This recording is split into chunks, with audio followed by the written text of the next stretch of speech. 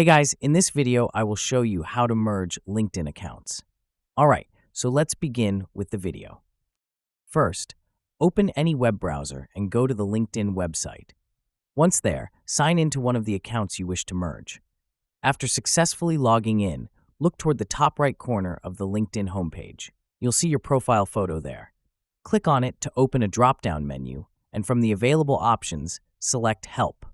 This will take you to LinkedIn's Help Center, which is the main hub for user support and guidance. In the Help Center's search bar, type Merge, and you'll see several related articles appear. From the list, click on the one titled Merge or Close Duplicate Accounts. This article contains clear steps on how to merge your accounts. Within the instructions, find and click on the link that says Request to Merge the Accounts. You'll be redirected to a form where you'll need to provide details about both LinkedIn accounts you want to merge. LinkedIn uses this information to verify that you're the rightful owner of both profiles and to prevent any data loss or unauthorized merges. Once you're done, click Submit to officially send your merge request. After submitting, LinkedIn will review your request, and if everything checks out, they'll combine your profiles into a single account.